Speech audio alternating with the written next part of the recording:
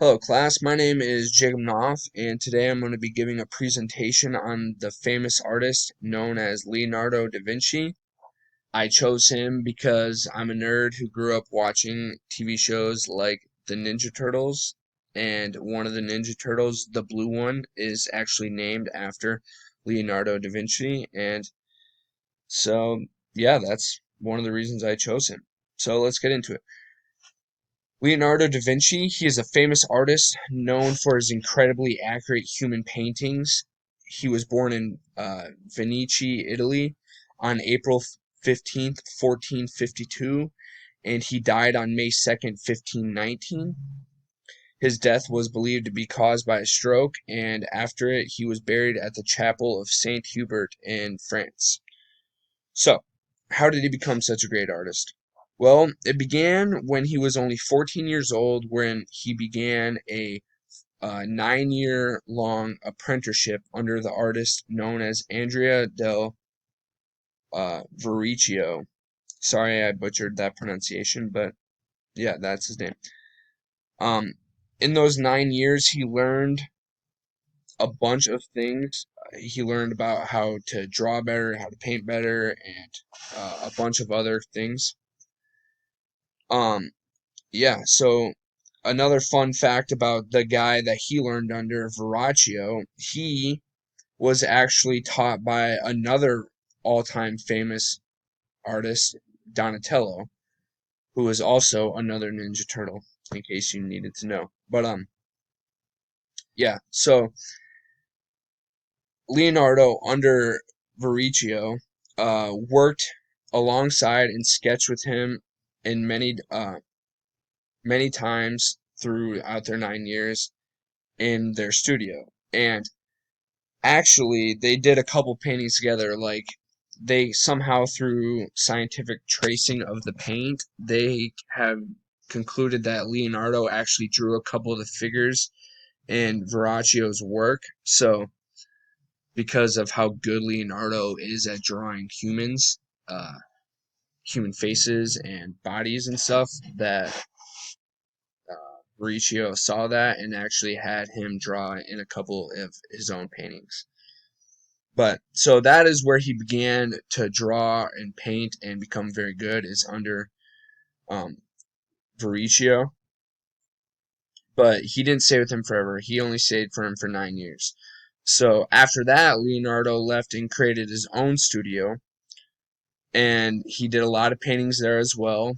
But he also did projects for other people, like for hire, like as a merchant.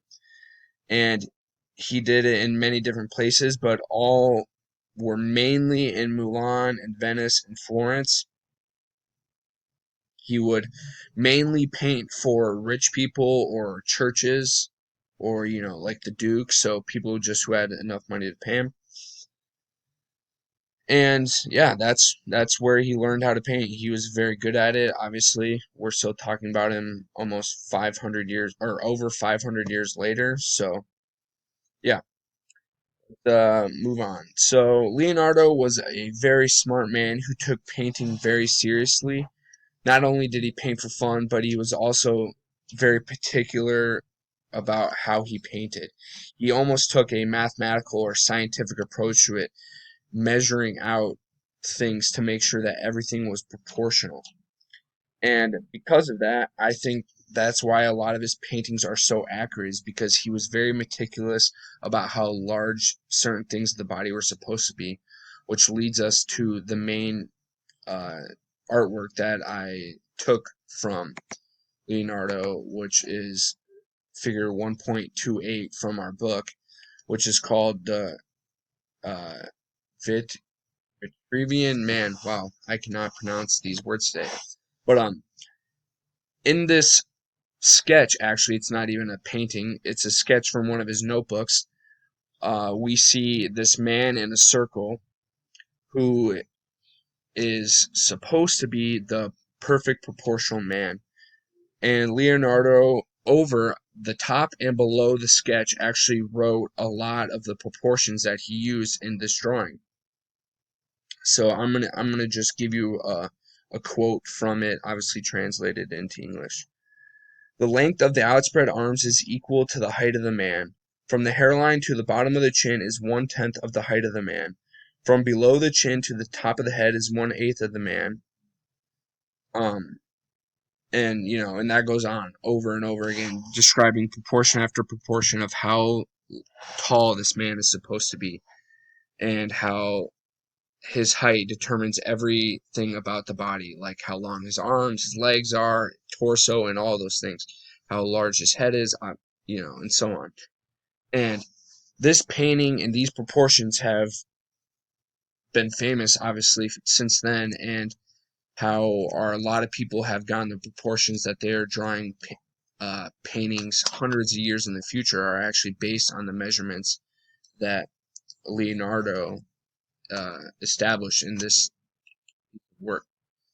And I believe this is why, like, this early sketch that he did is just a clear sign of how well he, uh, like, how particularly he drew and painted humans and how much he cared about proportions. And I think that is one of the main reasons why all of his drawings are so realistic, is because he really cared about the small details, and overall the small details is how something looks realistic. Because if the arms are too long or legs are too long or too short, or the face is too big or the shoulders are too wide, any of those things, then a painting can quickly look not real. And because of how accurate his measurements were, a lot of his paintings ended up looking really realistic.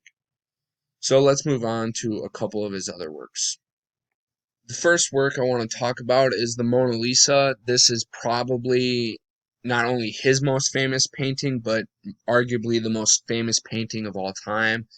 This painting is just about a woman, and in it, she's not wearing any flashy jewelry. She's not smiling. She's just relaxed, like she's posing for a photo. And this is a very realistic painting.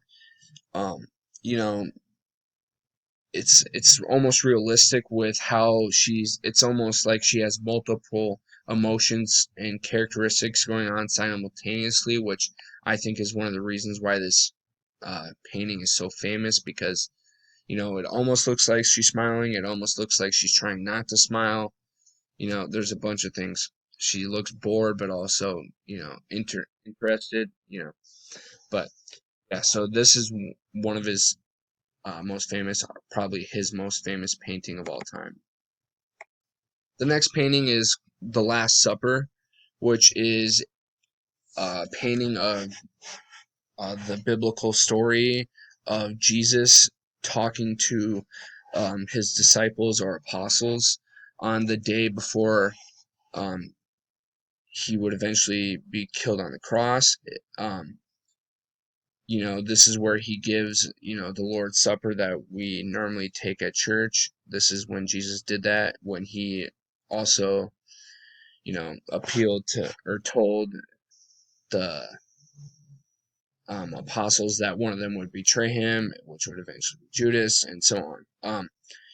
This painting, all these characters look realistic, and, it's not realistic that they're all sitting on the same side of the table, but, this is one of the most famous paintings in history, and just another reason why Da Vinci is one of the greatest painters of all time, is because, of these last two works are probably two of, if not the most famous works of all time. The next painting is his self-portrait, which a lot of people think this is the painting of a man that is way older than Da Vinci ever was, because Da Vinci died at 67, and this man looks older than 67. So maybe it's a little older version of himself. But yeah, so this is his self-portrait.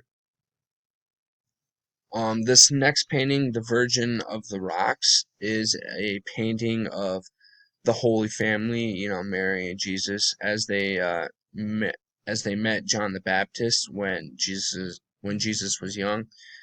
And this depicts them as they flee from Egypt from Herod's massacre of young children, and this is a very famous painting as well, and is a very beautiful painting of not only an adult figure but also infants, as in Jesus and John the Baptist.